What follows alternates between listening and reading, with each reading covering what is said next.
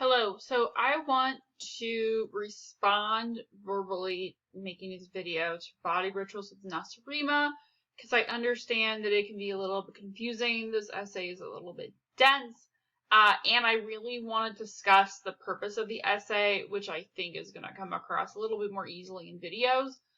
When I teach this in person in like an actual in-person class, or even if I'm doing it in like real time online, I will have a lot of my students kind of tell me a lot of their interesting observations, maybe ones they thought about in the complex book entry, or anything that they kind of talked about afterwards, or just anything. And then we write down those observations and think about and have a calm conversation. Well, we don't have those options, so I thought this video would be helpful. So I'm making this on Friday, October 15th. So hopefully, kind of after I've read complex book entry, so hopefully helping you to think about this article a little bit more clearly and to help you understand how it applies as a number two and how it applies to rhetoric. So this week, definitely thinking about rhetorical analysis. It means the art of persuasion. There's lots of different components to that, but ultimately thinking about who the audience of a text is, and what strategies an article is using to persuade that audience. So I do want to point out here that Nacerima, maybe some of you caught this, I'm not sure, is Nacerima is American spelled backwards. And so the article is actually describing Americans. So it's using language that appears to be like other cultures. So they're using a lot of language such as magic, or exorcism, or ceremonies, or shrines, to make the audience think that it is another culture. So when you are reading the body rituals of Nacerima, you may have had one expectation or one thought of who the Nacerima people were. So some people mentioned that maybe they were from like the east part of the world. Somebody mentioned thinking about like different tribes, but Horace Minor is intentionally writing this to make their audience, which is Americans, think about their own culture in a different way. So really thinking about how the language being used, how the language describes, made you feel or what it made you think of when you were reading the article, and now what it makes you think of after you understand what the article is doing. So it's making us think critically about our own culture. It's making us potentially understand how we might view other cultures when we're viewing our own. So if you kind of were confused about why the Nacerima people do something, if you ever thought about how would somebody maybe act about our own culture and how would that make us feel. And also think about, well, why do we as Americans do what we do? This article is a little bit older, it's from the 50s, but still a lot of the same, some of the same issues apply. So I'm going to go through a lot of pieces of information. I'm not going to go through everything. If you do have a question about any pieces of information, what they do mean, feel free to email me or just to let me know, and I can kind of help with that. Like for example, the beginning, Washington's name is literally spelled backwards, chopped down a cherry tree. Towards the bottom, they talk about these shrines.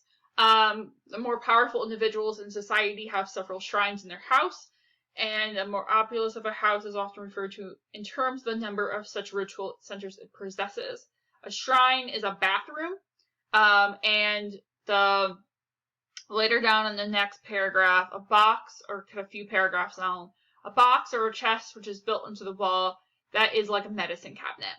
And so thinking about a bathroom is like if you have a house with many bathrooms, that house is going to cost more.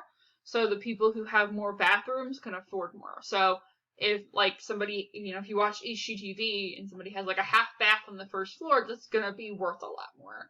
And so having those bathrooms are going to, even in the 50s, going to have value. And then a lot of people commented on the idea of the holy mouth man and idea of kind of like the mouth rite that's going on. Holy Mouth Man is a dentist. And so a lot of what they're describing is going to the dentist. And so they say, hold on, I think I flipped through this here. I hate reading in single space. That's my least favorite part of this article. And so I really have trouble remembering where everything is. So my apologies. In this video, it might be a little bit awkward. I'm the same when I'm in person. And so, Mouth Right, the people seek out Holy Mouth Man once or twice a year. These practitioners have an impressive set of paraphernalia considered of augurs, owls, probes, and prods. Use the exorcism of the evils in the mouth, involves almost unbelievable ritual torture of the client, and then goes on to describe it. And so I'm going to kind of come back to these a little bit. I just kind of first want to describe what everything is. Medicine men are doctors, and so they're going to the hospital. Hospital is spelled backwards minus the H, so it's Latispo. And every community of any size, so there's hospitals a lot of different places. Few people commented on more elaborate ceremonies required to treat very sick patients could only perform at this temple. So ceremonies would be kind of surgeries or medical procedures of some kind. And so describing the harshness of the Latispo and these ceremonies, fair proportion of the really sick natives who enter the temple ever recover. And so thinking about people who go into a hospital might not make it out, and so kind of analyzing the kind of ideas of a hospital or a Latispo. Trying to kind of think about, a few people mentioned the idea of the childbirth and the pregnancy kind of down here. A listener is a therapist or a psychologist, somebody listening to them.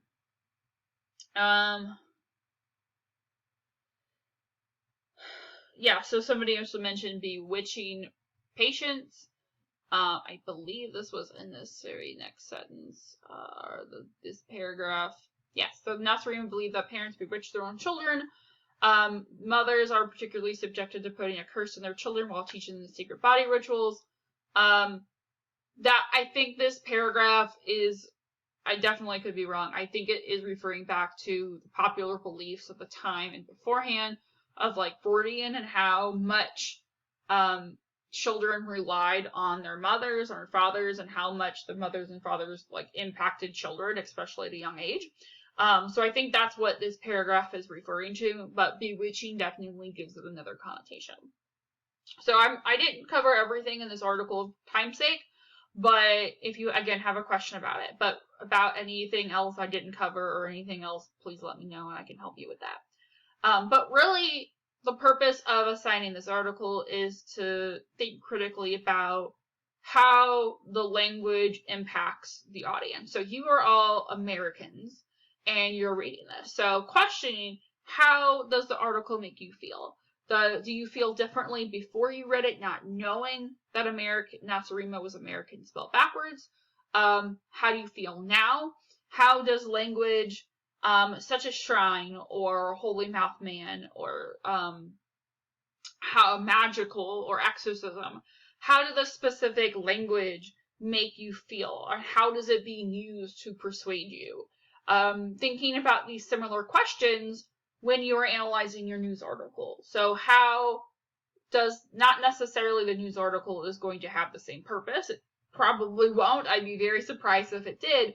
But choosing a news article that you're going to more likely find on a day-to-day basis, something that's going to pop up on your phone, like CNN or New York Times or something like that. Don't choose a news article that is going to be an outside source, that you're just going to be using for information. Making sure you're finding something that is going to, be on most people's radar, most people could have access to.